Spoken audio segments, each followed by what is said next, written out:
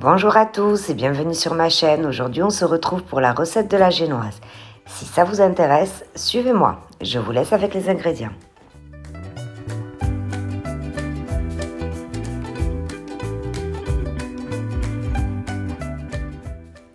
Pour la génoise, nous aurons donc besoin de farine, de sucre, d'un sachet de sucre vanillé, d'un sachet de levure chimique. Moi, je n'en mets pas car ma farine en contient déjà.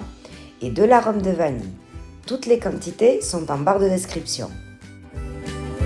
Dans le bol de notre robot, on va venir y mettre les œufs, le sucre et le sachet de sucre vanillé.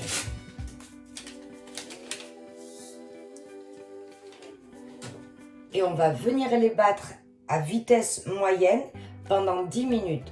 Ne sautez surtout pas ce pas, c'est ce qui fait que votre génoise n'aura pas cette odeur d'œuf qui nous gêne tant.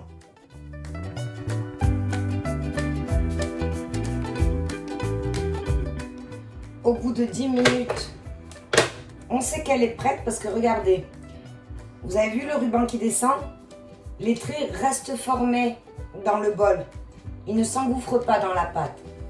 C'est aussi une petite astuce pour savoir qu'on y est. Donc à ce moment-là, moi j'aime bien y ajouter une cuillère à soupe d'arôme de vanille. C'est complètement facultatif. Au même titre qu'au lieu de la vanille, vous pouvez y ajouter par exemple des zestes de citron. Et là, on va battre à peine 30 secondes à vitesse 1, juste pour mélanger l'arôme dans la pâte. On va maintenant tamiser la farine dans notre pâte. Donc, on va venir se munir d'une maryse et là, on va y aller tout doucement en soulevant et en faisant tomber la pâte pour ne pas perdre l'air qu'on a inséré dans les œufs.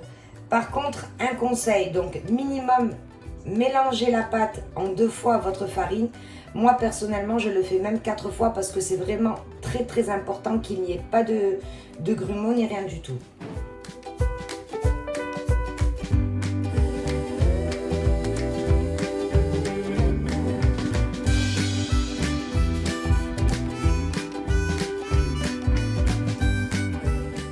On vient de prendre un moule beurré et fariné. Donc moi, j'y mets une feuille de papier sulfurisé au-dessous et je beurre et farine les contours.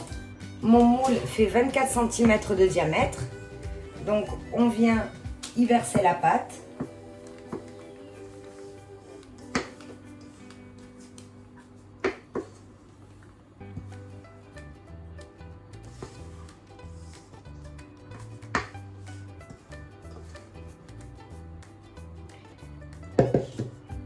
Pour égaliser, on ne donne surtout pas d'à-coups.